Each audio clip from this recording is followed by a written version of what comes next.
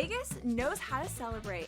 If you're headed to Vegas for your birthday, plan ahead to get all the birthday freebies the city has to offer.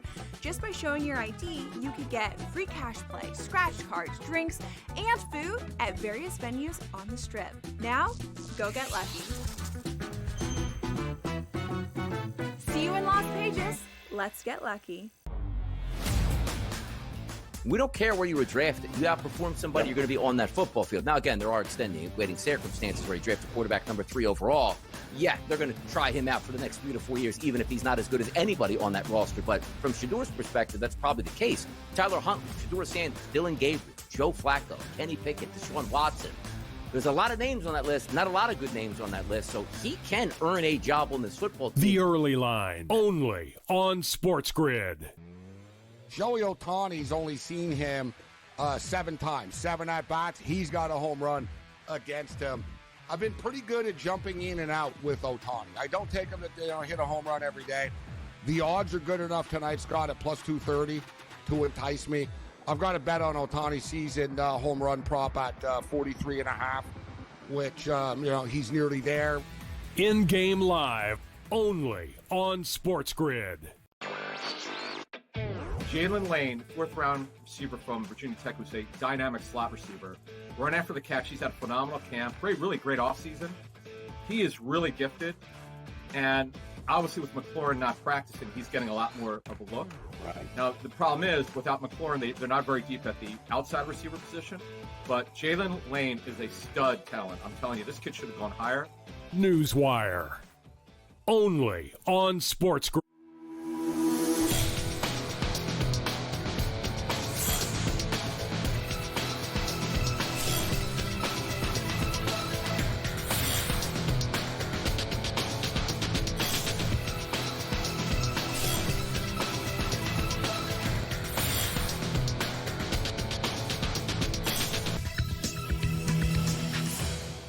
Good afternoon. Happy Monday. Welcome to NewsWire here on SportsGrid. I'm Craig Mish. Great to be back with you. It is a football Monday here on SportsGrid, our first of many all the way through the Super Bowl. Great to be back with you here. And, of course, we'll recap everything that happened in the NFL preseason and update you on all of the injuries and outcomes as well. Not to mention Vinnie Iyer will join us from Sporting News. Also, we've got so many great guests here on the show. Brad Thomas will join us. We'll go over the futures odds. Justin Perri on Major League Baseball. And then Donnie Rightside from the Early Line joins us at the end of the show to go over the latest in baseball and football as well. But our big story today revolves around the UFC. And so many of you who are big fans of streaming the UFC and paying up for those big events, well, you're not going to have to do that anymore. The just question becomes how much you're going to have to do to pay for Paramount Plus, because they're the new streaming option for the UFC. It was announced this morning that they have reached an agreement, which is an all-timer, folks, $7.7 billion going to Paramount Plus for the next 7 years. They're the home of the new UFC 2026. Pay-per-view is done. That's it. The quote from Dana White says this historic deal with Paramount and CBS is incredible for UFC fans and our athletes. And for the first time ever, fans in the US will have access to UFC content without pay-per-view model, making it more affordable and accessible to view the greatest fights on a massive platform. The only question, folks, at this point is how much more Paramount Plus is going to cost, because it ain't going to be the same cost, I don't think, when they add the UFC, but pay-per-view essentially is done, at least for the next 7 years. All right, let's get to the preseason. A nice win for the Los Angeles Chargers on Sunday. They win 27-13, the final start to finish, more or less a dominant late game performance from the Chargers and company. Here's Jim Harbaugh on the outcome. Yeah, I just the first thing that pops in my mind, just the whole team. They just play with a lot of want to, and that's I'm thrilled with that.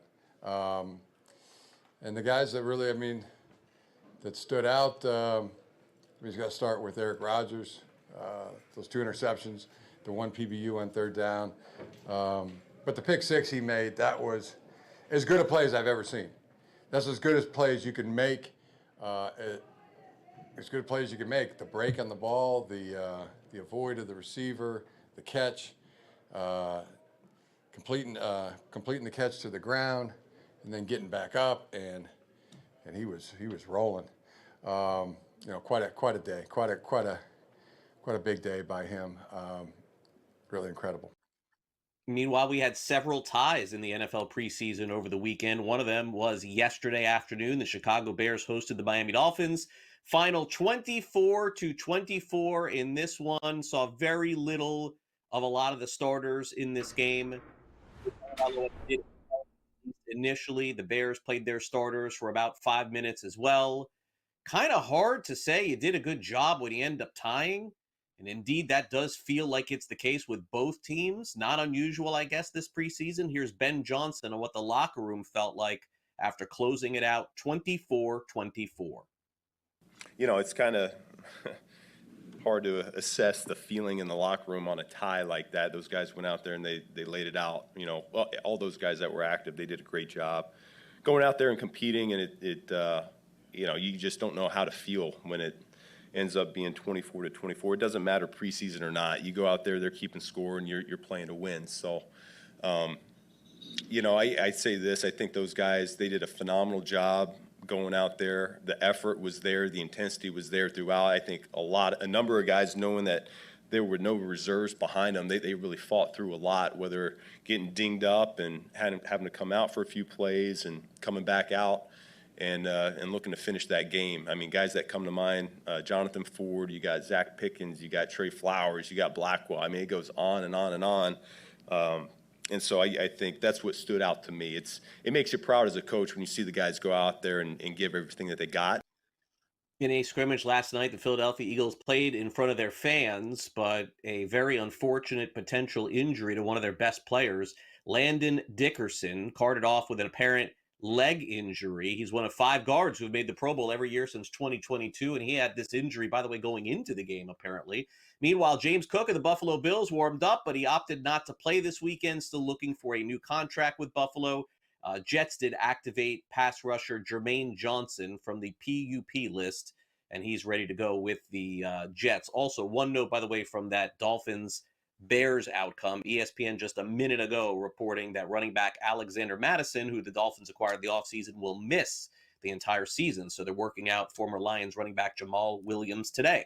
All right, let's go over to Major League Baseball. Big weekend between the Cubs and Cardinals, like it always is. Cardinals end up beating the Cubs yesterday 3-2, and they win 2 out of 3 in this series. Very impressive performance. St. Louis trying to stay in the race. Meanwhile, impressive for the Blue Jays yesterday. They rally against the Dodgers, get Shohei Ohtani to strike out in the 9th inning, and they win 5-4, and they avoid the sweep. LA got off to a good start in this series, but the Blue Jays closed it out strong. Here's Dave Roberts on his team's performance on Sunday. This is frustrating. Because I just felt there's no way we should lose this game today, given the pitching performance that we got from Glass. And, they expended everyone in the pen, and we had them on the ropes numerous times. And for us not to win today is just a frustrating one. Bat and the bases loaded with 9 1 out. You must have felt really good. Right? Yeah, we felt good. And the last thing I was thinking, he was going to strike out. But in that situation, the guy doesn't have a big fastball, and you got to stay to the middle of the field. And that's just, we got to come up with one right there. And, chasing the ball down below is something that we can't, we can't have happen. In a battle of 2 teams chasing the postseason wild card, yesterday Brian Bayo struggled for Boston. Dylan Cease outdueled him. The Padres beat the Red Sox by a final of 6-2. After the game, Alex Cora, manager of the Red Sox, talking about some of the pitch selection, which led to Bayo giving up 5 earned runs. You mentioned the changeup. Would you like to see him throw that more? Not really. I think keep being versatile. I mean, he's really good at what he's doing right now, using all his pitches. And, I bet when there's a lot of lefties in the lineup, we'll use the changeup. When not, we use the sinker and the cutter and the four-seamer. I think, every 5 days, regardless of the opponent, this guy can give us 6 innings every single night. The one big chance he kind of had there. Yeah, we didn't put the ball in play. Sedan got a good pitch to hit the first one. He was a little bit early, hit a foul. The best team in baseball remains the hottest team in baseball. The Milwaukee Brewers walk off the New York Mets. 9 straight wins for the Brewers. And for the Mets, They've lost 7 games in a row. Things not going much better across town for the New York Yankees. The Astros defeat them 7-1 in the Bronx. Houston wins 2 out of 3 in the series. How about Zach Wheeler? He made his return to the Phillies. Said he had a little shoulder soreness, but pitched very well yesterday. 5 innings, 2 earned runs, and the Phillies beat the Rangers 4-2. Cal Raleigh's on pace for 61 home runs and maybe an MVP. He hit his 45th home run of the season as the Mariners beat the Rays 6-3. And over in golf, Justin Rose wins the St. Jude Championship. He won it in a very exciting playoff against U.S. Open champion J.J. Spawn. Congratulations to Justin Rose for taking the St. Jude Championship on Sunday. Coming up next, Vinnie Iyer joins us of Sporting News. We'll go over the latest as to what we saw from the NFL preseason, including the headliner, Shedeur Sanders, taking control of the Browns offense and leading them to a win. We'll be back with more NewsWire right after this.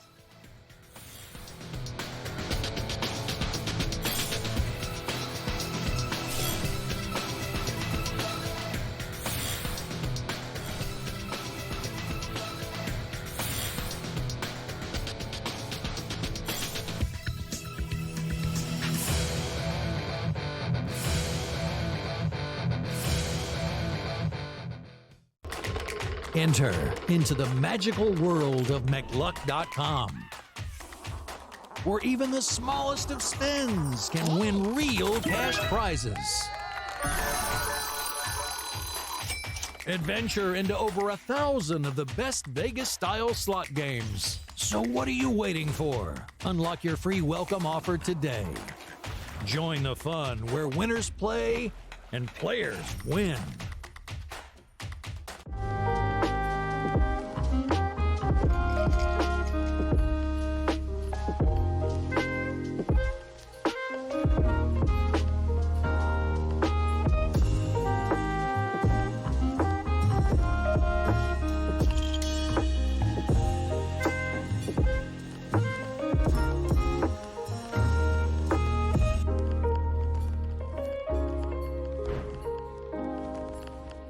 We're going to go through every single thing, and I've got a great team behind me that's going to help me get the job done. I want this to be the place that people come to. There is going to be an energy to game time decisions that you will feel night in and night out. We are going to hit every single one of those markets that you need to know about. We will have everything at our disposal, and we will use that to our advantage. There is not going to be a better place, I promise you, than Game Time Decisions. I'm Kevin Walsh. Tune in to Game Time Decisions weekdays on SportsGrid. This is the moment every fan waits for. The countdown's over. The road to kickoff has begun.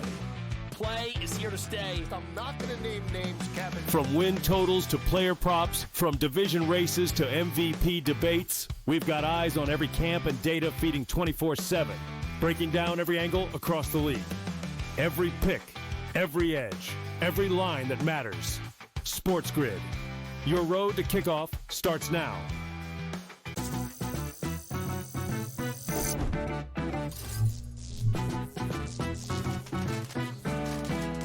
Did you know sportsbooks tend to draw up tighter bet lines for events that get even more bettors, like championship games or major matchups? My tip? Try betting on less popular sports. You might have a better shot at beating those odds. Now, go get lucky. See you in Las Vegas. Let's get lucky.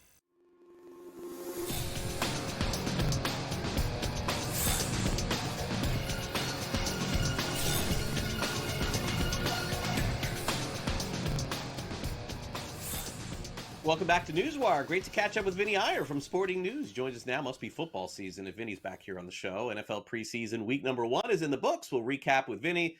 Vinnie, great to see you. Great to have you back here on NewsWire. And guess who stole the show in week 1? It ended up being Shedeur Sanders of the Cleveland Browns. He actually looked really good. 14 of 23. He had 128 passing yards. He had 2 touchdowns. It was the preseason. I get it. But look, I mean, these are players potentially, Vinny, that he could be seeing at some point in the NFL. I really can't take anything away from it. And it leads me to believe that at least one step forward was taken for Shedeur this weekend. Yeah, I think the biggest thing with Shedeur was his body language. You saw him very emotional. You saw him pumped up and fortunate to be in that situation. I think there was a bit of a humbling in that draft. When you drop to the 5th round, your team takes the quarterback ahead of you and Dylan Gabriel. You're forced to compete with Gabriel right away in camp to try to get on the field. I think there was a bit of a break with the Kenny Pickett injury, so that kind of allowed him to move up a little bit more, but he's still technically competing for the number 3 job. It's hard to imagine that they're just going to sit in with him and Gabriel on the bench, right? With Joe Flacco starting, there's only a limited window.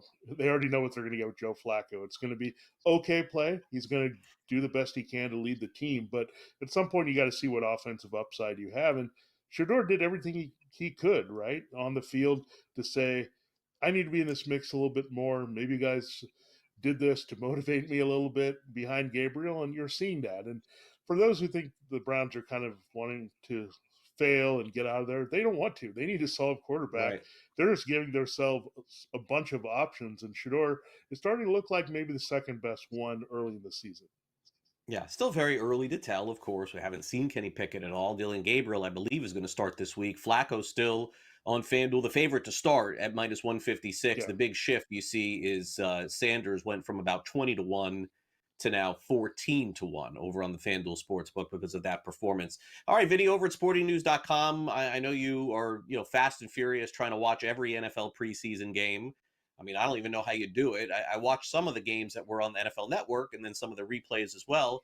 But I thought there were several really strong rookie performances this past week, and especially surprising coming from 3 different quarterbacks.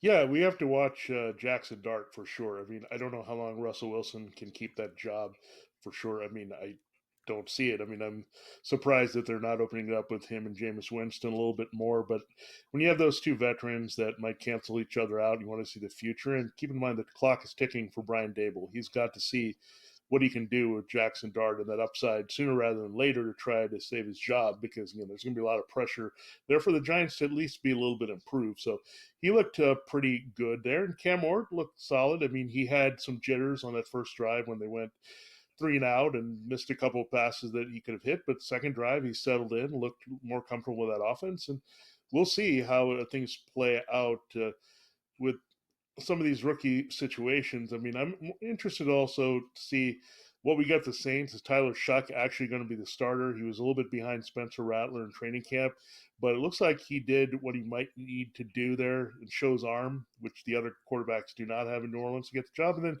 Jalen Milroe, he's not going to start, but watch for him if he can get that number 2 job ahead of Drew Lock. Then that controversy is going to come if Sam Darnold falters a little bit in the new offense. Milroe, I thought, did what he could. I mean, he used his arm, he used his legs, and showed what we saw in Alabama. I think the other player that caught everybody's attention this weekend, and again, smaller market, but Jacksonville Jaguars, Vinny, to see, I mean, honestly, I would say it's fair to say Travis Hunter pulled it off at the very least. I mean, I don't know, it was fantastic. I mean, he didn't get targeted, so it was really hard to determine whether or not he could break up a pass or make a pick or anything like that. But he did take 11 snaps on offense, made a couple of catches, and then did get his defensive snaps in. So I do wonder, as time goes on, is this actually going to happen?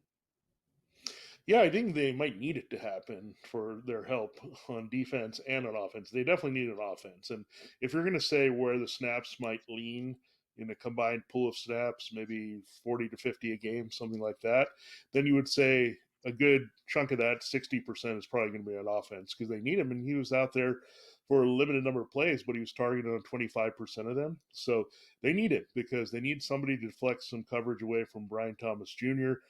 He's a natural fit for the outside. They have some different options for the slot. So they kind of need him as a number 2 more so than the corner.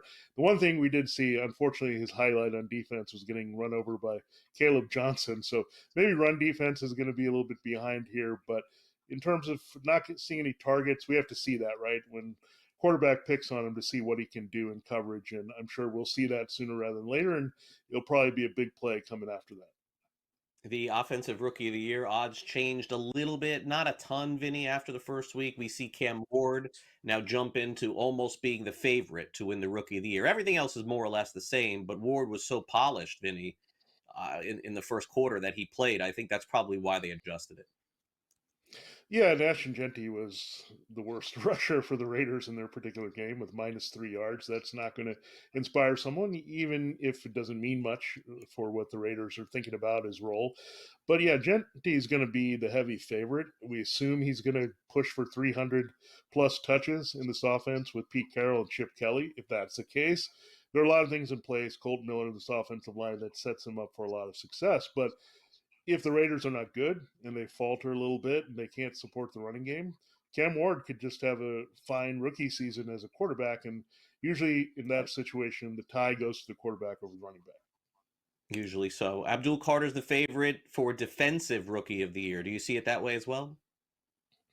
Yeah, I think you definitely see his key role in that defense for what they're doing. But I would look out for Jelon Walker. I think they're going to move him around and make some plays in Atlanta. They have a lot of opportunities there with a lot of their void up front. So those are interesting odds. I didn't see any real defensive standout to say, hey, this person, we should watch for him over those guys. I think that reads about right. Abdul Carter is just a special talent. They'll get him on the field when he needs to make plays. All right, Vinny, we'll catch up again next week as we get ready for this weekend's NFL preseason. I think these games are going to be a lot more interesting, I think, than this past weekend. Thanks again for coming on. Really appreciate it. Well, thanks, Greg. Vinnie Iyer of Sporting News. You can read his columns over at sportingnews.com. Coming up next, we'll check in on some college football. We'll hit LSU, Alabama, and Oregon, hearing from a couple of head coaches. When we return next on NewsWire, we'll be right back. Don't go away.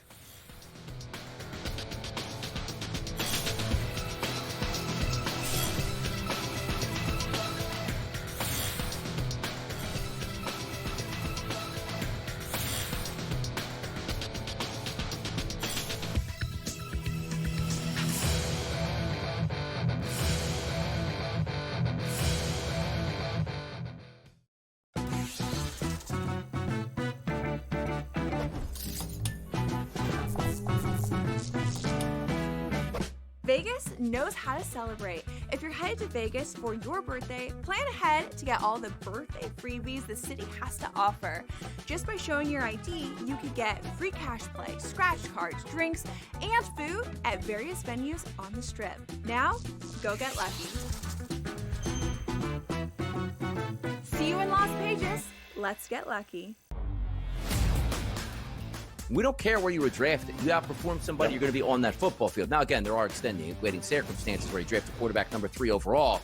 Yeah, they're going to try him out for the next 3 to 4 years, even if he's not as good as anybody on that roster. But from Shadur's perspective, that's probably the case. Tyler Huntley, Shadur Sanders, Dylan Gabriel, Joe Flacco, Kenny Pickett, Deshaun Watson. There's a lot of names on that list, not a lot of good names on that list, so he can earn a job on this football team. The Early Line, only on SportsGrid. Joey Ohtani's only seen him 7 times, 7 at-bats. He's got a home run against him. I've been pretty good at jumping in and out with Ohtani. I don't take him to hit a home run every day. The odds are good enough tonight, Scott, at plus 230 to entice me. I've got a bet on Ohtani's season home run prop at 43.5, which, he's nearly there. In-game live, only on SportsGrid. Jalen Lane, 4th-round receiver from Virginia Tech, who's a dynamic slot receiver. Run after the catch. He's had a phenomenal camp. Really great offseason. He is really gifted. And obviously with McLaurin not practicing, he's getting a lot more of a look. Right. Now, the problem is, without McLaurin, they're not very deep at the outside receiver position. But Jalen Lane is a stud talent. I'm telling you, this kid should have gone higher. NewsWire, only on SportsGrid.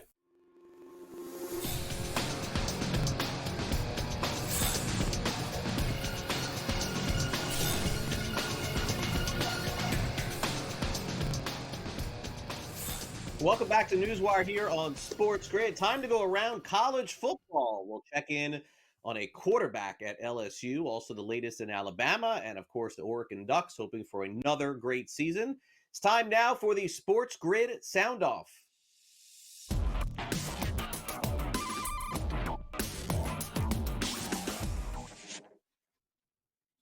Very scary moment, of course, for the LSU Tigers. I mean, they're going into a season where they have to have their starting quarterback. Garrett Nussmeier is one of the favorites to capture the Heisman Trophy later in the year. So at a scrimmage over the weekend, all things were going well until Nussmeier went down. There was some fear that he tore an ACL or something along those lines in his knee. But here's Brian Kelly with the injury update, saying, simply put, it's a lot less serious than it appeared. Just for the record, he has tendonitis, patella tendonitis. He does not have a torn ACL. We have not amputated his leg. He has a PO'd, and you know the initials of that, patella tendon. He was out there today throwing. Tomorrow he'll be back out, most likely in a practice situation. So thought we'd calm everybody down. And a lot of that is due to his 2023 Osgood ladder surgery that he had, where the tendon was irritated back then. So this is just chronic. Peed-o'd it a little bit, and we'll calm it down, and the world is still around. Any long-term effects or any concerns? It's tendonitis. You know, tendonitis is managed every single day around the world for all kinds of, different ailments. But no, I mean, he'll be, like I said, we'll just like a bad ankle that you're going to come back in. He'll be back out. He was throwing today. He'll be back out tomorrow. Keep an eye on those tendonitis issues. I know that Brian Kelly's saying all the right things. You just never know.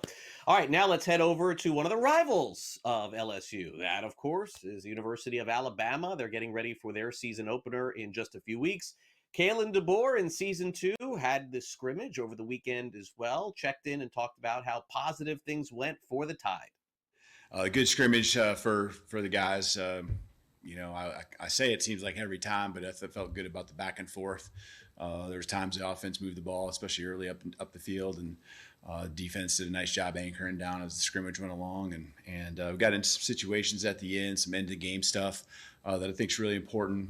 Things that we're able to do much more and be comfortable repping those things. Doesn't mean it's perfect, but that's why we practice, and got some end-of-the-game situations in there at the end too. So just kind of last second stuff, 7 seconds and last play of the game type things. But for the most part, we're in a good spot. I think a lot of what we went through in the spring has really helped us. I was hoping it was going to be a blessing in disguise, but I think we're building some depth, and when you don't have a guy out there, you feel good, not just about that replacement or who's competing for those spots, but also the guys that are now moving up the depth chart, maybe from a 3 to a 2 and so forth. So blessing in disguise, maybe, that we're building depth both the spring and the fall. Finally, one of the favorites, as always, to win the national championship is the University of Oregon, and thus far the Ducks looking good, at least in the early part of their training camp. Another team set to open up the season Labor Day weekend. Let's check in with head coach Dan Lanning, who was very impressed with the Ducks defense in the scrimmage on Saturday. Really solid first scrimmage. Walked away healthy, which is always a plus here in fall camp. Attack it. I think defense probably won the day today. Eliminated some explosive plays. Did a good job. In situational defense. Overall, we're able to hit some positive kicks. Overall, protected the ball relatively well on the offensive side of the ball, but certainly a physical day and a good day for both units. I don't know that anything necessarily stood out. Like I said, I think defense won the day. They were able to get some 3 and outs. But operated efficiently, but we just didn't create any explosives, and didn't have some of the downfield passing attack that we've had in other days in fall camp. I've come in here before and told you that the offense won the day today. I feel like defense won that. Meanwhile, Oregon will, of course, be very much tested this season. Into the year, they are currently the 7th ranked team in the brand new top 25 AP poll, which was just released. As I mentioned, Oregon number 7. Number 1 is Texas, followed by Penn State 2, Ohio State 3, Clemson at 4, Georgia 5, Notre Dame 6, Ducks 7, Alabama 8, LSU 9, and the Miami Hurricanes 10. We'll check it with Brad Thomas from NBC Sports Bet. It's got some futures looks ahead of the NFL season. Talk about them next.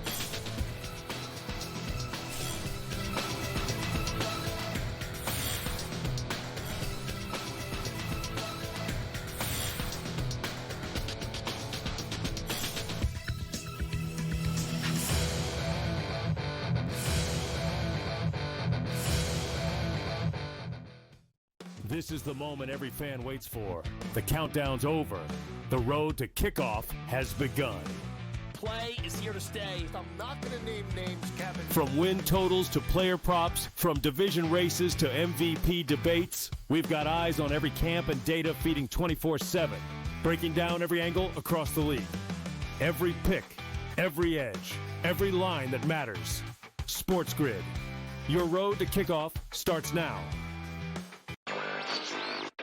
Let's get the latest update with the Micah Parsons holdout contract situation. Not a day goes by that Jerry Jones isn't afraid to talk about this. That's what we like about Jerry, okay? So here's the latest one. Apparently, Jerry Jones thought that he had a deal done with Micah Parsons. Not a pen, not a sheet of paper, not a DocuSign. A handshake and a look in the eye. NewsWire. Only on Sport.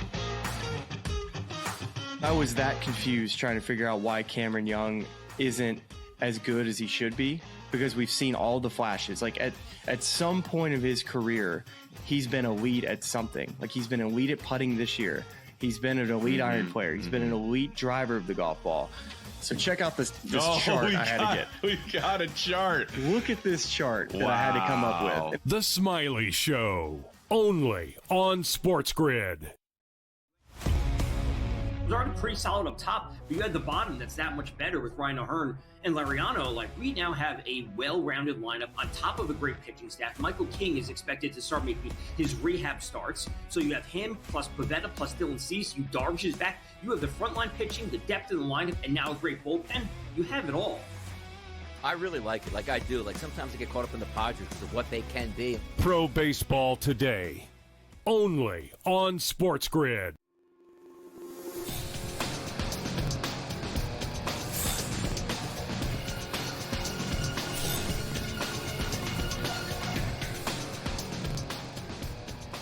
Welcome back to NewsWire. We got Brad Thomas from NBC Sports Bet. We're going to go over the latest in the National Football League, take a look at some futures ahead of the season as we bring Brad in, fresh off a little breather, vacation. Always good to have Brad here on the show. And Brad, let's dive right in and take a look. And, you know, there were some things that happened in the preseason this weekend that maybe lead to some overreactions, but one of them cannot be Jamar Chase, who, whether it's the regular season or it's the preseason, this guy always seems to have an impact in the game and finds a way to get into the end zone. I know you have lofty prediction goals for him this season. Yeah, I'm high on Jamar Chase, and I think you have to be, right? Not only is he probably the best or second best wide receiver in NFL, he's going to play on an offense that's going to be high octane with a defense that's absolutely terrible. I took Jamar Chase. I took him a couple of ways, right? First and foremost, I took him as Offensive Player of the Year. Last year, 1,700 yards, 17 touchdowns. Probably could have, should have won Offensive Player of the Year if it were not for Saquon Barkley. But just looking at some of the numbers, Jamar Chase this season has the highest projected receiving yards. He also has the highest projected receiving touchdowns at 10.5. I took the over of that as well. And it correlates with Joe Burrow. Joe Burrow, the highest passing total and highest projected touchdown total. And if you look at this offense, it's so one-dimensional in the passing game. Yes, they have the other cast along there, but it's Jamar Chase in this offense. I think they're going to struggle this year, which is really nice. And if you look at their schedule, they have a lot of soft spots. They play about 8 games where they play against teams that were in the bottom half of going 16 and lower in EPA per play on defense against the pass. So I'm high on Jamar Chase. It's hard to replicate what he did before, but I think if he can go for another 1,700 yards and about 14 touchdowns, he'll be the number one candidate this season. And the Bengals are plus 260 to win the division. Maybe they end up coming closer to the Ravens, although not many people picking Baltimore to actually win the division. Well, here's another one that a lot of people are probably not picking. Your coach of the year in the NFL. I mean, Brad, you are on the island here. So if you hit this one, we'll make sure we give you credit at the end of the year. This is a big long shot. Listen, I'm going with Pete Carroll, and when I look for Coach of the Year, I look for teams that absolutely stink but made dramatic changes to provide that high upside. When people think about this Raiders team, they think about how bad they were, but they forget that they weren't terrible defensively. They're about middle of the pack defensively with an offense that couldn't sustain drives. And what does that mean? That's more labor, more time on the field for the defense, which generally makes your defense worse. Now they bring in Pete Carroll. Pete Carroll in his coaching career, 170, 120, and 1 as an NFL coach. He's only had one team where he's coached that's had a losing record. More so, they bring in Chip Kelly from Ohio State, who just won a national championship and had one of the most impactful offenses in college football. They also add in Geno Smith, and they get their bell cow running back in Ashton Jeanty. This defense I talked about, which kind of had the middle of the packness, played a lot of games without Max Crosby. Max Crosby is now bought into this team, bought into Pete Carroll's philosophy here. And a lot of, question marks about the offense were who would play wide receiver, who's catching balls. Let's not forget they have Brock Bowers, and Jacoby Myers is coming to this team as well. But I think it's all about Brock Bowers, Ashton Jeanty, and Geno Smith for this offense. Yeah, and Myers, by the way, I mean, he's never going to be a wide receiver one for anybody, but I mean, he does catch a lot of balls, scores a lot of touchdowns. I think it's really the other guy that they've had a hard time figuring out who that's going to be. Raiders, by the way, 12-1 to win the AFC West. Chargers, Broncos, Chiefs, of course, ahead of them. All right, now let's go to the running back position. You're focused in here on the Tampa Bay Buccaneers. I believe they did have a potential injury this weekend as well. We're going to have to keep an eye on that. Yeah, Rachaad White went down in the preseason game, but I think he'll be more than all right as the season progresses. But it didn't really matter to me. I just saw this line for Bucky Irving over 1,500 rushing yards and thought it was too low. So Bucky Irving, if you don't remember, didn't play the full complement of snaps early in the season because he was behind Rachaad White. But after a few games, it was pretty obvious that he is going to be the man on this team. He ripped off 1,100 yards last year on 207 carries. He was the lowest carry volume of all the 1,000-yard running backs this year. And now with Josh Grizzard as their offensive coordinator, it's been clear and obvious what their approach is going to be this season. They're going to run the ball and work through Mike Evans. Two very important keys there. Mike Evans is not going to be this massive volume receiver. So what that leads me to believe is that they're going to pound the rock more and more and more with Bucky Irving. And what's really fun about the Tampa Bay Buccaneers? Todd Bowles has went from being the hard-nosed coach who only plays between the lines to the guy who really goes out there and battles for his team. And what I mean by that is if Bucky Irving's at 990 yards late in the game in the season, he is going to put him in the game, much like he did Mike Evans, to break the record to get that 1,000 yards, because that team camaraderie is almost more important and more impactful than anything else in football. But I also want to add this. The Buccaneers have a really, really favorable schedule. They play 13 teams who are in the bottom half in EPA per rush. They play 6 games, in the bottom 5. They play the Saints twice. They play the Panthers twice. Those are all really favorable games for running games. Yeah, I was going to say, and Brad, if you want to go to a game this year, you drive an hour and a half to your west. You get to go see the Buccaneers this season if you choose to do that. Any other takeaways, Brad, from the preseason? I definitely had a chance to watch several games. It feels like, of course, it's a quarterback league, and a lot of the focus was certainly on the young quarterbacks. Jackson Dart seemingly played well. Shedeur Sanders did a good job in his first start. And for me, the one that I thought made the most impactful move in week 1 was Cam Ward. He looked exactly like he did at the end of his career in college. Yeah, Cam Ward was definitely the darling of my eye, especially when you look at the futures market, right? But then I was like 3.5 to 1 was somewhere I couldn't get down. But he looked like the pro, the guy who he's always been, right? He's a 0-star recruit, goes and plays at a I can't remember the name of school off the top of my head, then transfers to Washington State, high level. At one point, he was in the top 5 for Heisman favorites at Washington State, goes over to Miami. The entire time of his career in college, he's just been a pro's pro, a true footballer. My problem is he just doesn't have a ton of weapons. So I really started to look at Jackson Dart. How long if Russell Wilson doesn't go out there and play successfully, how long can they wait before they put Jackson Dart in? Because he has everything Russell Wilson has and then some. He has that it factor, but 35 to 1 wasn't a good enough price for me to get involved now. Maybe after a couple weeks and the fans are starting throwing rotten tomatoes on the field, I jump in at a much higher price.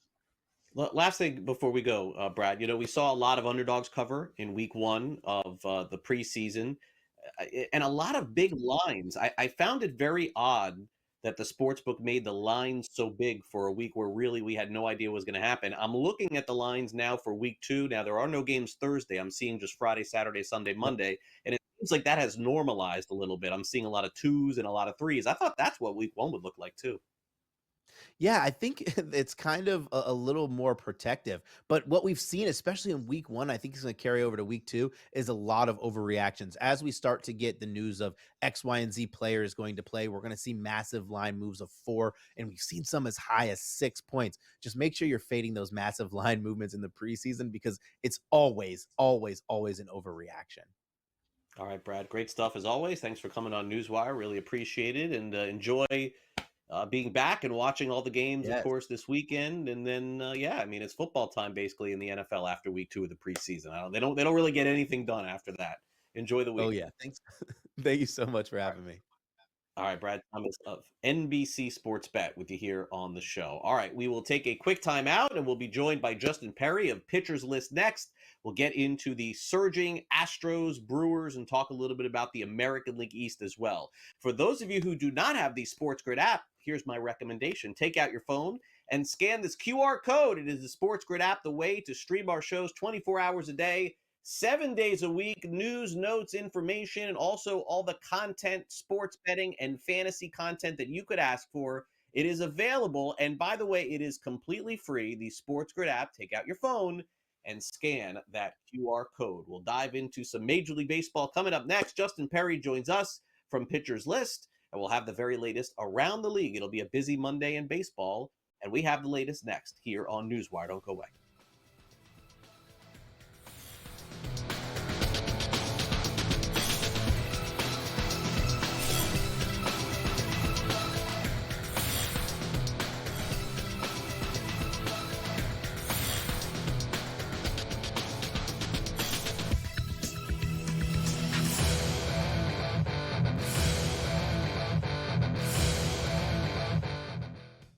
This is the moment every fan waits for. The countdown's over. The road to kickoff has begun. Play is here to stay. I'm not going to name names, Kevin. From win totals to player props, from division races to MVP debates, we've got eyes on every camp and data feeding 24/7, breaking down every angle across the league. Every pick, every edge, every line that matters. SportsGrid. Your road to kickoff starts now. Let's get the latest update with the Micah Parsons holdout contract situation. Not a day goes by that Jerry Jones isn't afraid to talk about this. That's what we like about Jerry, okay? So here's the latest one. Apparently, Jerry Jones thought that he had a deal done with Micah Parsons. Not a pen, not a sheet of paper, not a DocuSign. A handshake and a look in the eye. Newswire. Only on Sport. I was that confused trying to figure out why Cameron Young isn't as good as he should be, because we've seen all the flashes. Like at some point of his career, he's been elite at something. Like he's been elite at putting this year. He's been an elite iron player. He's been an elite driver of the golf ball. So check out this chart I had to get. We got a chart. Look at this chart that I had to come up with. The Smiley Show. Only on SportsGrid. It was already pretty solid up top, but you had the bottom that's that much better with Ryan O'Hearn and Lariano. Like, we now have a well-rounded lineup on top of a great pitching staff. Michael King is expected to start making his rehab starts. So you have him plus Pivetta plus Dylan Cease. You Darvish is back. You have the frontline pitching, the depth of the lineup, and now a great bullpen. You have it all. I really like it. Like I do. Like sometimes I get caught up in the Padres of what they can be. Pro Baseball Today. Only on SportsGrid.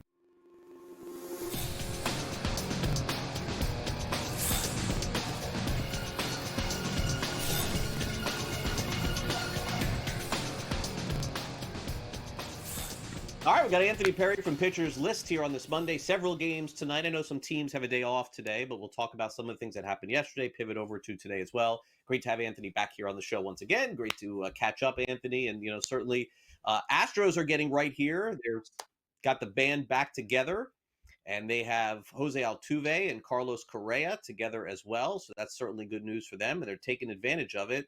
Unfortunately, the Yankees were on the losing end of another series, Anthony, this week. Houston 7, New York 1 yesterday. Altuve, Correa, the stars, and the Yankees at this point just searching for answers. Craig, well, first of all, thank you for having me on the show. Excited to talk a little bit of New York Yankee ball, I guess. Yeah, the Astros kind of had their way, and they're going to go play Boston now. I think a lot of reason to take a hard look at this Astros team right now as they start to put it together. I mean, if Christian Walker starts slugging the way that I think they thought he would coming from Arizona, this team all of a sudden looks very, very dangerous. And you have Christian Javier pitching tonight for this team after missing some time. So this is a great spot to buy in on the Astros, but we'll see if after that, emotional, always charged series with the New York Yankees here in the Bronx, if they maybe see a little bit of a regression going against someone as strong as Garrett Crochet. And of course, it's been a strong pitching park in Houston this year, in my opinion. So some really interesting series, and the Yankees got to get a couple here against Minnesota. So a lot will be told in this second week of August. Yeah, and Justin, the thing is by getting back Correa and Altuve and having them perform, it's keeping them offensively going right now without Yordan Alvarez. But offense has been the story for the team that's chasing them down in the Seattle Mariners. The Mariners are right there to make the postseason. And over the weekend, Texas, Justin, that was the team that really took the step back here. They lost 4 games in a row, and the odds have just plummeted for them to win the American League West. Do you think it's just 2 teams at this point? I kind of do, actually. I think that's pretty fair. I mean, the Rangers are sitting at 1 game above 500 after that skid. And I think that's just pretty tough to come back from at this point of the year when you're relying on guys like Patrick Corbin in your rotation. And I honestly just saw a really good bit from one of my colleagues over at Pitchers List where he was discussing how the park there in the Dome is like one of the best pitching parks in terms of park factors this year. So it's been a real reason why you see someone like Eovaldi coming in with a 1.38. Would not be shocked to see Rain Nelson pitch very well tonight too. I think it's very hard to score runs here when you're playing in Texas. So that should give the Diamondbacks a chance to win this game.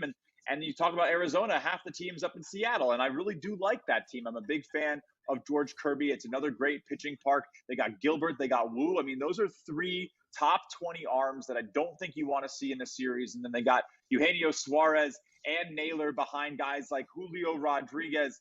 They added Randy Arozarena. I mean, this team is stacked.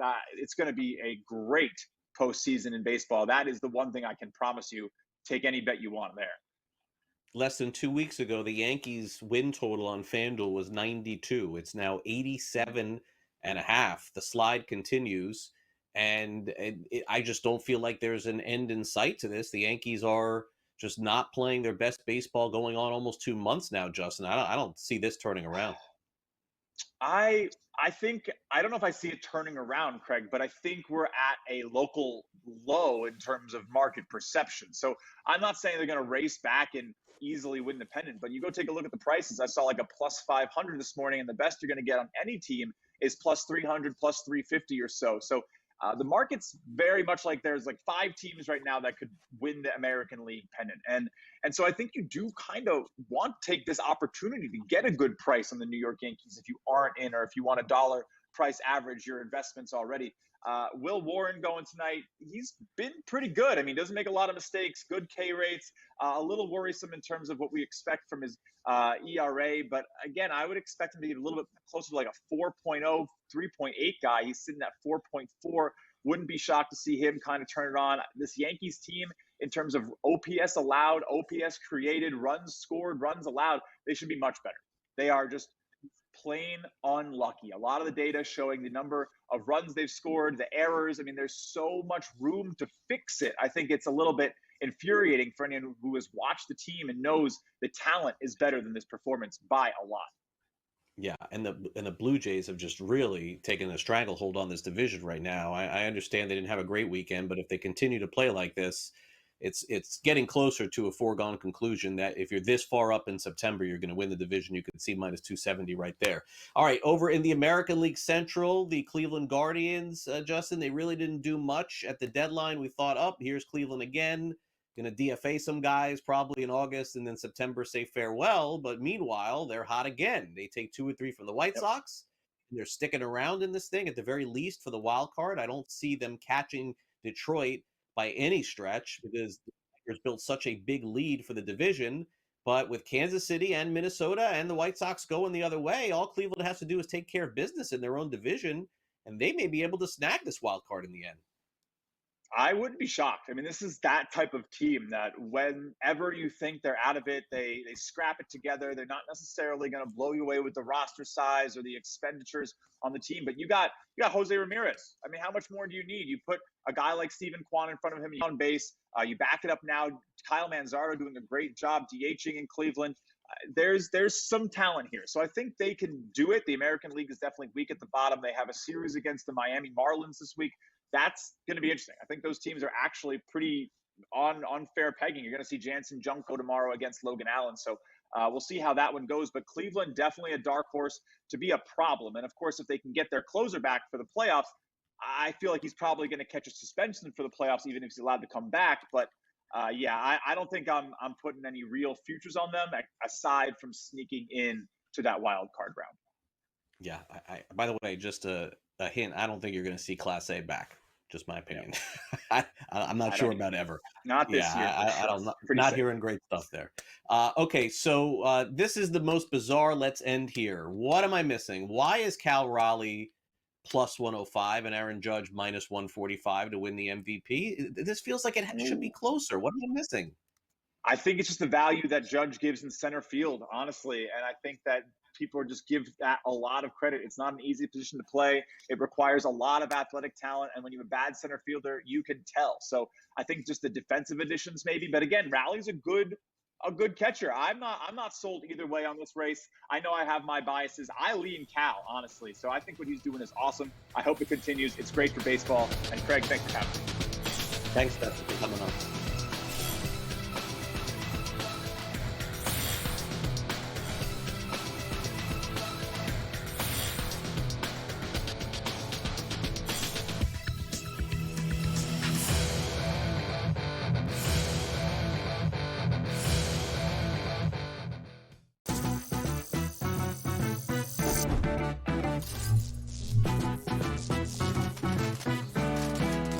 Want to play roulette? Here's a tip. European roulette has a lower house edge than American style. The lower the house edge, the better shot you have at winning. Most online casinos offer European roulette. So, if I were you, I'd get spinning. Now, go get lucky. See you in Las Vegas. Let's get lucky. This is the moment every fan waits for. The countdown's over. The road to kickoff has begun. Play is here to stay. I'm not going to name names, Kevin. From win totals to player props, from division races to MVP debates, we've got eyes on every camp and data feeding 24/7, breaking down every angle across the league. Every pick, every edge, every line that matters. SportsGrid. Your road to kickoff starts now. You know, out of 30 teams game, only 10 have a winning record against left-handed pitchers. 10-19 and that's 12-12. See, I think it's yeah. See, I didn't know the exact number, Scott, but I would have, I knew where you were going with this. In which there's just not as many left-handed hitters. They're not as good against them. In-game live, only on SportsGrid. You have to imagine it'll be Rory and Tommy. So that is just such a strong foursomes pairing. And then I look over here at the Americans. I'm like, golly, if Patrick Cantlay they just need him to make the team because you got Scotty and Russell. If Xander's going out, you have to him and Pat have been so good in the foursomes. Bryson's gonna have to play. Who's he gonna play with? The Smiley Show, only on SportsGrid.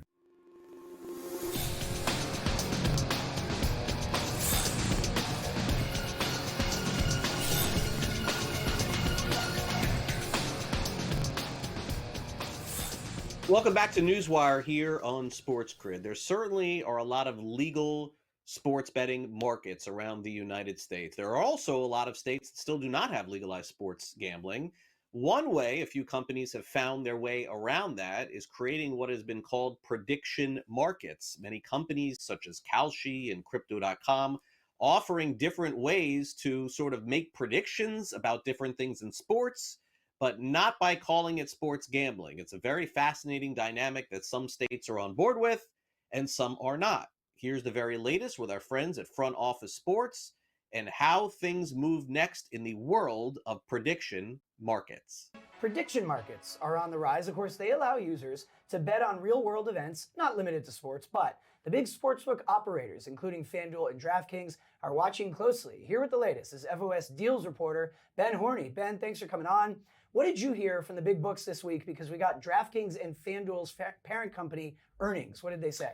Yes, there's a big earnings week, and we've been anticipating some deal activity in the prediction market space.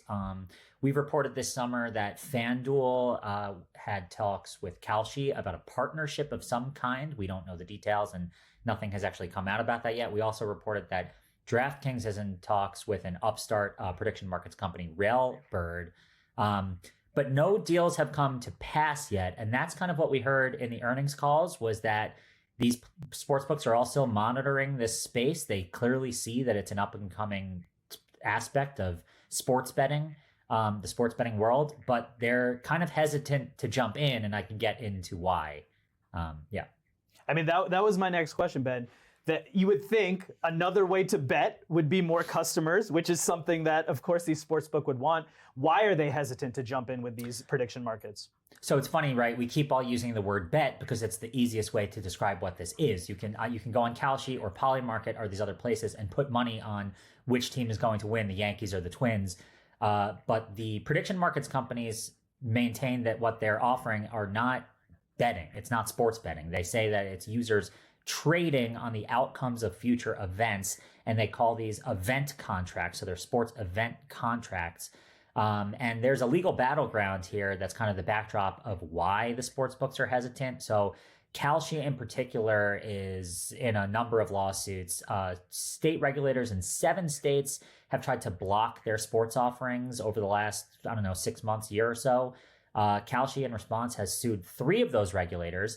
And Kalshi had early wins in their cases against the Nevada regulator and the New Jersey regulator.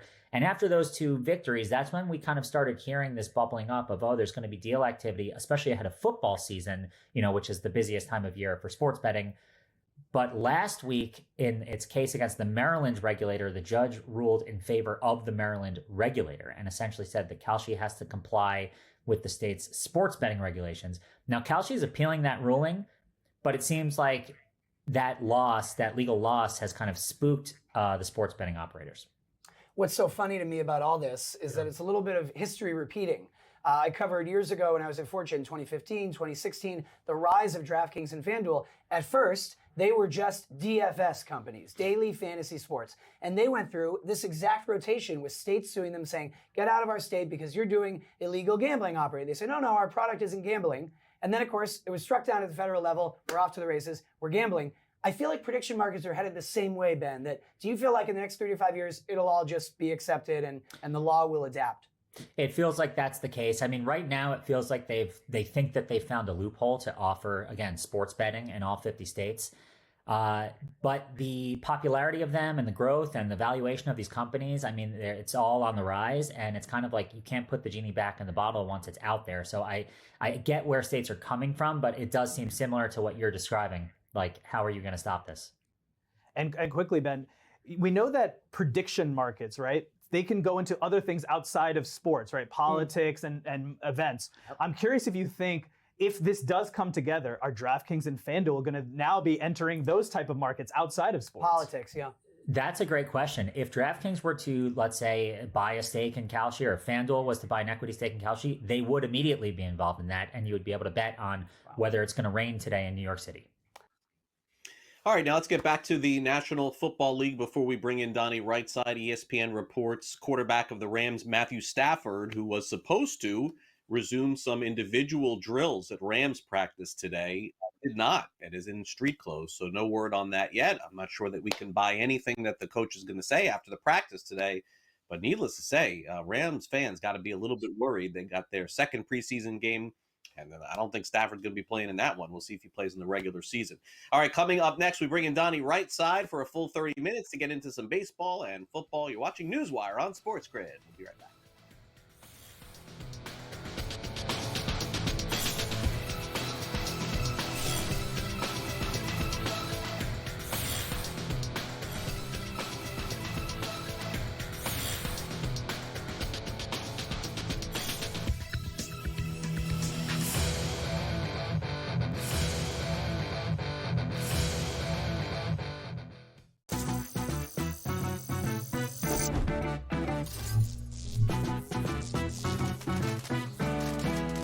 Want to play roulette? Here's a tip.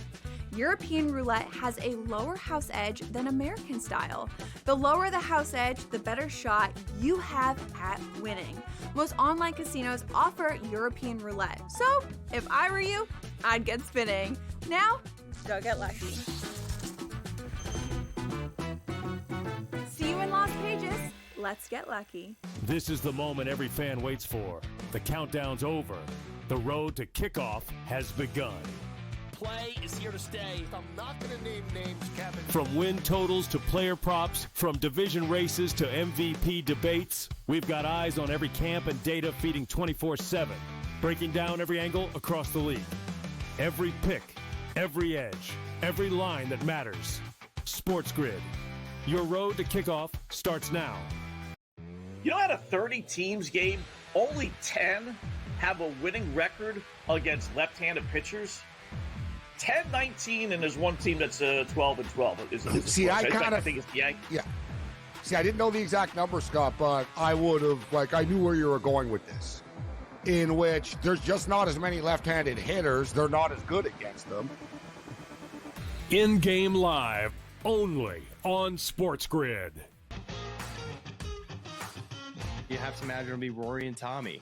So that is just such a strong foursomes pairing. And then I look over here at the Americans. I'm like, golly, if Patrick Cantlay they just need him to make the team because you got Scotty and Russell. If Xander's going out, you have to him and Pat have been so good in the foursomes. Bryson's gonna have to play. Who's he gonna play with? The Smiley Show, only on SportsGrid.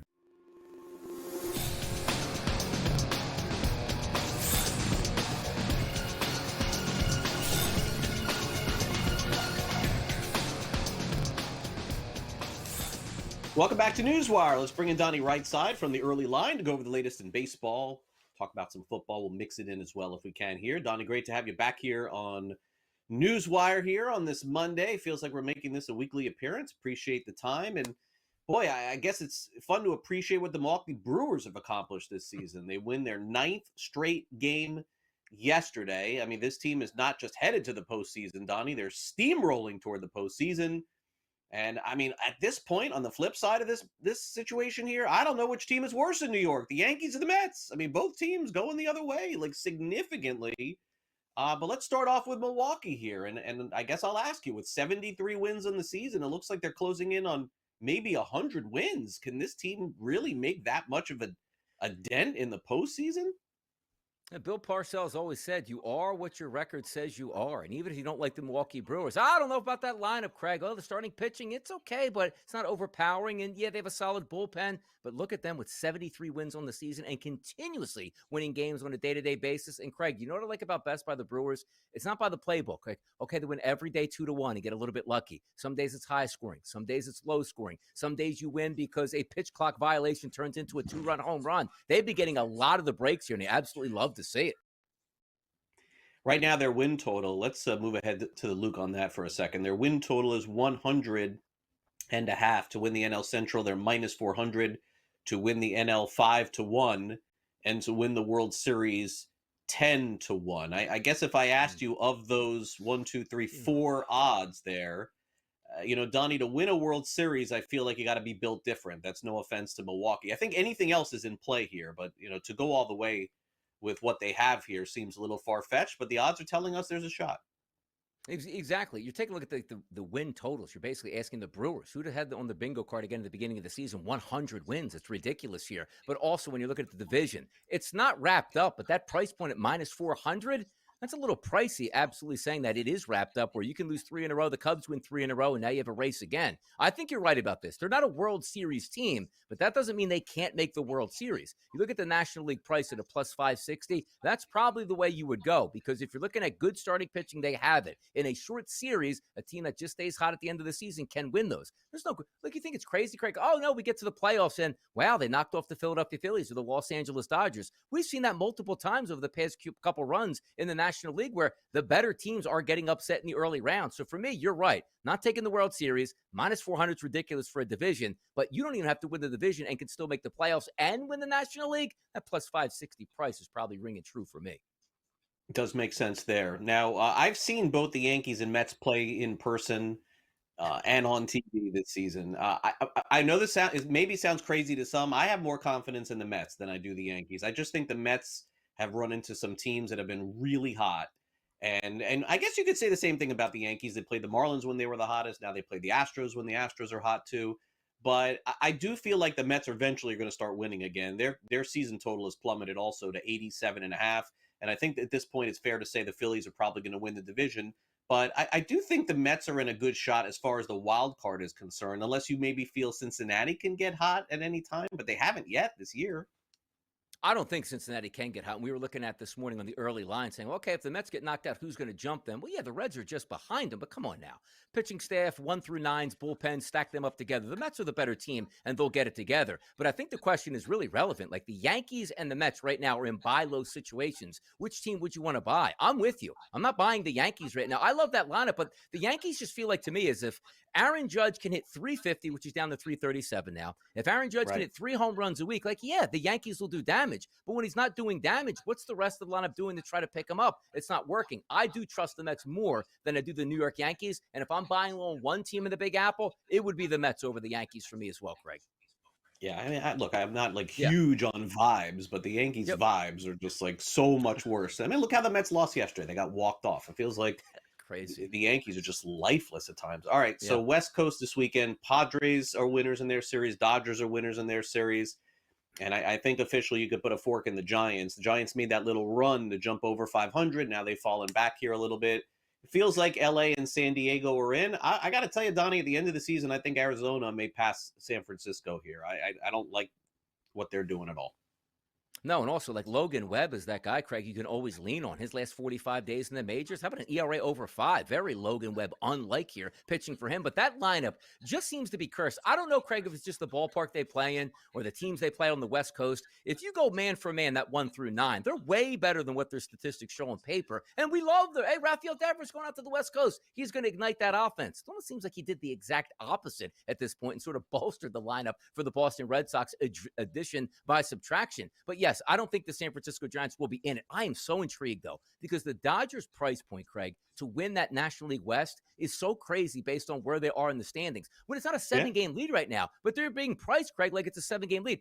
We can't bank on injuries. Like if Ohtani somehow has to miss a week and a half with a hamstring injury, come on now. That price point can't be sustainable. I like the Padres, love what they did at the deadline. And to me, if you just look at talent per team, I got to be honest, it's pretty much neck and neck here, and that price point is way out of whack for the Dodgers. And Ohtani just a huge favorite to win the MVP, 41 home runs on the season, 19 innings pitched, 25 strikeouts, OPS over 1,000, open and shut case with the MVP, right? It's just a matter of who finishes second, I guess. That's it. Like sometimes we joke. Remember the year that DeGrom was having a couple years ago with the Mets? He gets injured in July. I'm like, just make him the Cy Young. Well, eventually he fell off the table. But it feels like if Ohtani gets injured today and doesn't play, it's like he's still the best player just sitting on the bench right now in Major League Baseball. He's a unicorn, Craig. Nobody does what he can do. And yesterday they lost. Oh, yeah? Well, Ohtani still hit another home run yesterday. He's incredible, man.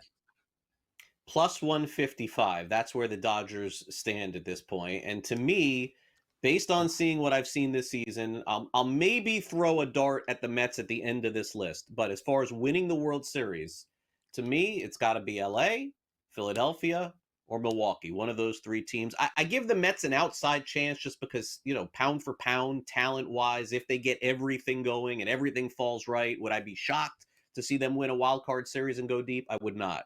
But I do think those 4, I would not take the Padres or Cubs.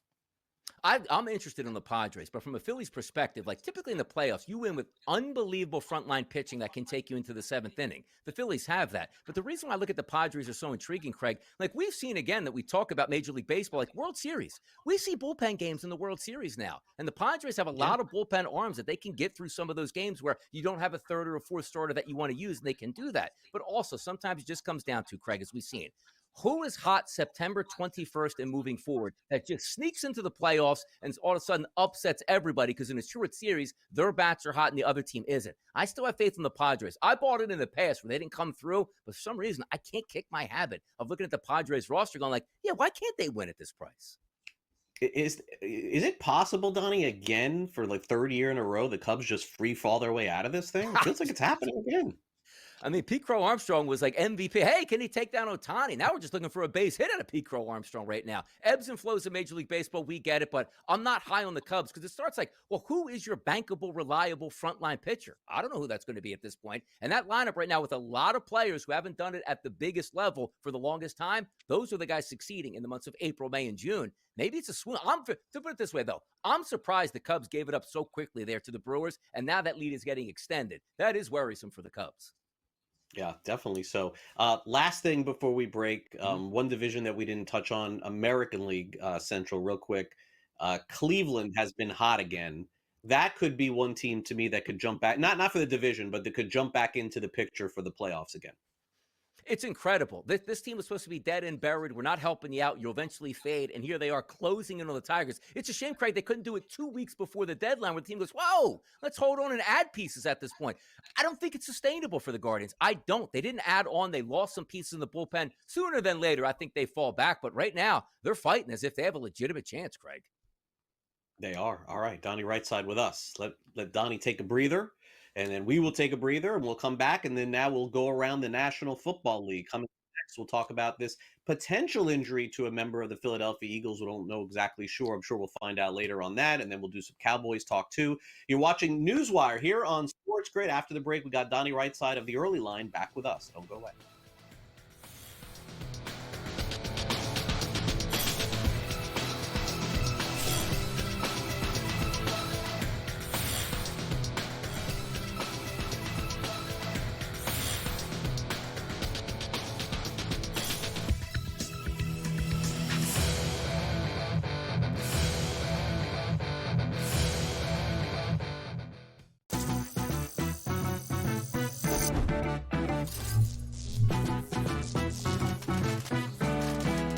Want to play roulette? Here's a tip. European roulette has a lower house edge than American style. The lower the house edge, the better shot you have at winning. Most online casinos offer European roulette. So, if I were you, I'd get spinning. Now, go get lucky. See you in Las Vegas. Let's get lucky. This is the moment every fan waits for. The countdown's over. The road to kickoff has begun.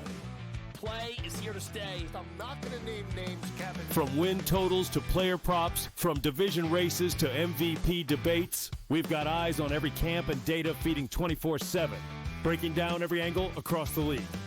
Every pick, every edge, every line that matters. SportsGrid. Your road to kickoff starts now. You know, out of 30 teams game, only 10 have a winning record against left-handed pitchers. 10-19, and there's one team that's 12-12. See, I think it's the Yankees. Yeah. See, I didn't know the exact number, Scott, but I would have, I knew where you were going with this. In which there's just not as many left-handed hitters. They're not as good against them.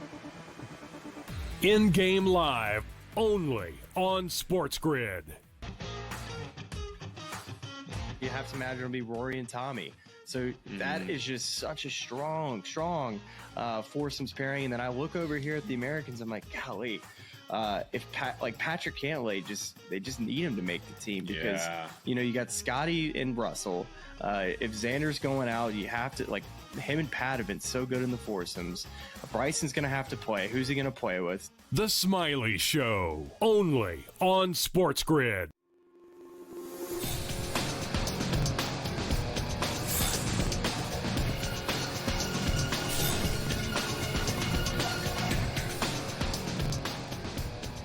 All right, let's dive into the National Football League a little bit. And so, Donnie, of course, Donnie Rightside from the early line follows the Philadelphia Eagles probably closer than any other team. And so you're going to have to educate me a little bit on this one. So if I'm not mistaken, the Eagles did play a preseason game this week. Mm-hmm. And then what they do, a scrimmage after that, that's where this player got hurt. I was looking at this saying to myself, wait a second, why are they having two of these in 1 week?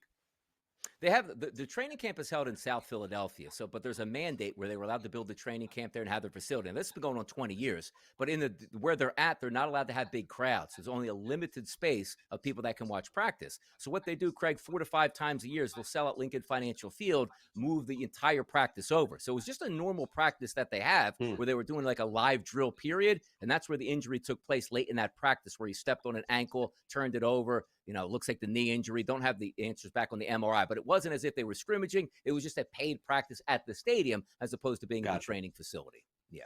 Yeah. Now, obviously, we don't know if Landon Dickerson, who's we're alluding to, did I see somewhere also, Donnie, that Dickerson may have been kind of banged up going into this? Was that accurate also, or that's just fake news? No, you know what, Craig? It's interesting because he wasn't necessarily banged up, but the knee had been on the injury report. If you remember ending the season last year, particularly in the Washington Commanders game in the NFC Championship game, he took over center for Cam Jurgens, but he was limping around on his knee. It seems to believe that was an issue last year that maybe they thought rest would figure it out. And he didn't just hurt it like open cut in the field or just working out or lifting. Like he actually stepped on somebody's foot to try to aggravate that. But there were some conditions in the offseason about that knee. Seemed to go away, but he was on the report. And I don't think anybody saw coming what happened last night. All right, fair enough. Let's now get to Saquon Barkley. Let's talk about some numbers here in fantasy and in reality going into the season, sports betting, props as well. 1,400.5 rushing yards is his prop going into the year. 10.5 rushing touchdowns. And to break the rushing yardage record, 2,106, he is 16-1. I kind of feel like, Donnie, you usually don't see back-to-back stuff like this. Like with him having the huge year last year. I'm not saying he's going to have a bad year this year, but I don't know, man. Seems pretty. I guess what I'm trying to say is I think a step back is coming from last year. I don't see 2,000 again. And specifically, if you find out something about Landon Dickerson, one of the best guards in football, that's a major difference in your run game right there off the bat. But when you look at the yardage, right, Craig, 1,400 yards, that's a really good season in the NFL. And you are correct. When you usually get a lot of touches, a lot of usage rate, and a lot of yards, it's not next year you fall off a cliff. It's next year that you get banged up in weeks 4, 5, and 6, because that's what happens to running backs. So that 1,400.5 yards number that you're looking at, not just banking on is Saquon Barkley going to be healthy? Because when you look at it on this, 82 yards per game is a lot, but you just saw Saquon Barkley every game. He was rushing for 100 plus, sometimes just like a first half or a second half alone. I think he can get to that number. Do I love it? No, because I'm with you. Attrition usually kicks in. Saquon Barkley is not as if we're saying, hey, look, 7th or 8th year in the league, he's never missed a game. No, he's missed seasons before that. I hope it doesn't happen this year, but on that graphic, probably the number I like the most, to be honest, is the over 10.5 rushing touchdowns. I just feel like, yes, the tush push is always going to be there, but there were so many chances he got down to the 1, 2, 3 yard line without just finishing that run from like 25 yards out. I just say, you know what, Donnie, give me one bet. Is he getting 2,100 rushing yards? No, he's not. Can he get 1,400? Absolutely. But I would be shocked, Craig, if he doesn't get 11 rushing touchdowns this year, to be honest. All right. Now, Dallas is another perplexing team here at this point. They still don't have Micah Parsons signed. Jerry Jones's latest comment is saying that he expects him to play in week 1, and that definitely can happen. In fact, Donnie, I don't think he has to sign this week. I don't even think he has to sign next week, but he probably has to do this within, what would you say, 14, 15 days or so to play in week 1 of the NFL season. I think eventually this gets done. We're probably just spending a lot of time wasting time talking about this, right? Absolutely. It 100. There's no way Jerry Jones and the Dallas Cowboys are showing up Thursday night to open the season without Micah Parsons, because that's not, hey, anytime we're being in the news, that's good for business here. That's embarrassing for business at that point. They're definitely going to come to an agreement. But the one good part about it, though, for Micah Parsons, the position he plays, Craig, right? Hey, you're healthy? All right, go out there and sack the quarterback. You don't have to really get in your game plan. You don't have to run your routes out there. You don't have to get your pads in order. You just have to sack the quarterback, and he'll be there. This is going on way too long, and it's now getting to the point where, as I said, it's embarrassing as opposed to, hey, you can't buy this type of media output here in advertising. Look at the millions we're getting just by having the Dallas Cowboys on front line of every sports telecast. Sooner than later, it has to get done. We put a number on it. I would say, Craig, before we play the 3rd preseason game, he will be signed, sealed, and delivered. Yeah, it feels like it has to happen at some point, yes. Before they get this worked out. Yeah. The same, I think, should be said for Terry McLaurin, but this one, to me, Donnie's even more bizarre than Micah Parsons because, the Cowboys' expectations are lower than Washington's, and as I think I've mentioned before here with you, is that, this is the season for the Commanders, right? It's been so long since they've gone into a year and had all systems go, and it feels like it is. Now, he is minus 390 to sign with Washington by the time the season starts, okay? So I do think, again, this happens also, but this is one I just can't figure out because I thought Washington would take care of him. And New England's 11-1, Cleveland 25-1. I feel like FanDuel's just throwing teams out there, honestly. I don't think they have a clue. They are. No, nobody's getting traded here. Terry McLaurin's going to be back with Washington. But here's the interesting part, right? Like Micah Parsons feels like that's a formality. He has to be in there. Dallas has no chance to survive. It almost feels like we're on a collision course with Terry McLaurin and the Commanders' front office, Craig, by saying to ourselves, well, where does this wind up? Like, we can win football games without you, Terry. And if we open the season 2-0 without you, you'll come crawling back to us and sign your contract that we want to sign. Or does it feel like they go into the regular season, another wide receiver goes down the team like Deebo Samuel, and now he has the hammer and he's swinging it going like, hey, you're 0-1 or 0-2. I know you need me at this point. But for all the good vibes that Washington had last year with a great player in Terry McLaurin, where that sticking point is, we don't want to give you that second big contract because you're already 30, you're not 27 years old. That seems to be getting in the way. But I really can't believe that they haven't met in the middle. They have the money. I just can't understand that part of it. Yeah. Real quick, Jackson Dart plus 750 to be week 1 starting quarterback. Why is this staring at me, Donnie? That feels like a good bet right there. Wait, forget about the bet itself. If you are the Giants and you saw that, what he did, again, it's a preseason game. Give the guy more of a leash now. You're doing nothing. Russell Wilson's not your starter. Jameis Winston isn't your future starter. This guy is. If he's ready to go. Remember the Philadelphia Eagles in 2017 or 2016, I think it was? Carson Wentz somehow comes in for Bradford. He got traded. Like, hey, we'll just let the rookie spin. It worked out okay for them that season. Let Jackson Dart spin, man. If he's ready to get right, put him in there, man. Yeah. Did they give Russell Wilson guaranteed money? Probably so, right? I don't know. So to Pittsburgh. Who knows? Yeah. Ooh, what's the point? All right, Donnie. Thanks again. Have a great show tomorrow. Yep. See you. We'll be right back.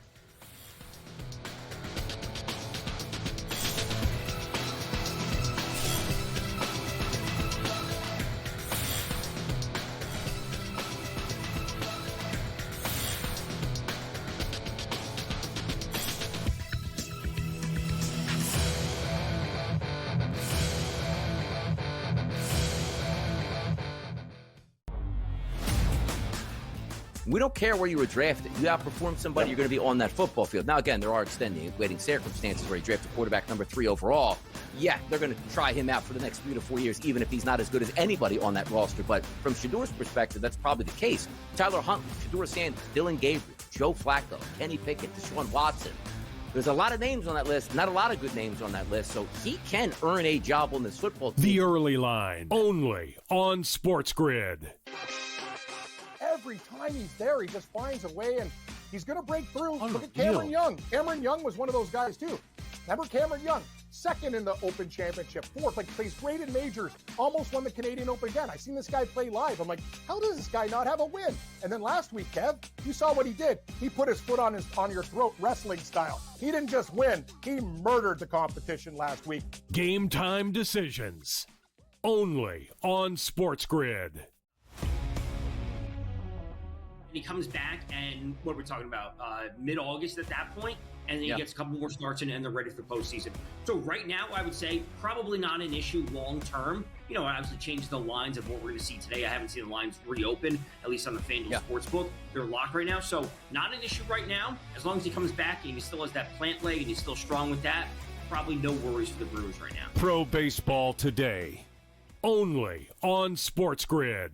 This is the moment every fan waits for. The countdown's over. The road to kickoff has begun.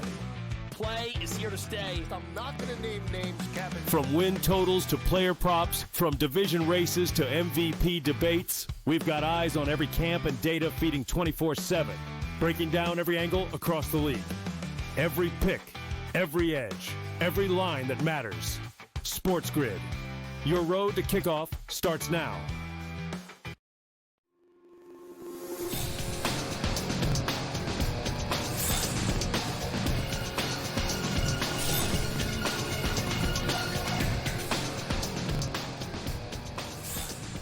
Welcome back to NewsWire here on SportsGrid. As we get ready to wrap it up, we will hit on Mike Tomlin's non-press conference. Also, a kicker kicking a 75-yard field goal in a preseason game. Yes, that happened over the weekend too. And an unfortunate injury at an old-timers day in baseball. You kidding me? Time now to wrap up the show with some last licks.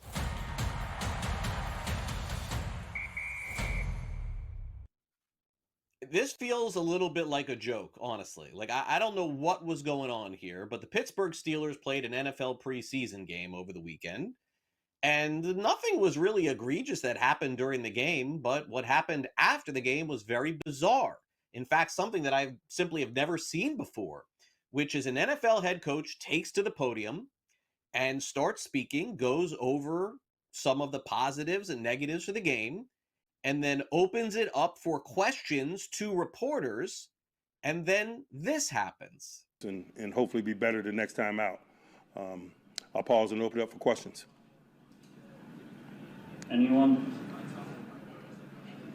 All right. Thank you. That was easy. Man, I'm telling you.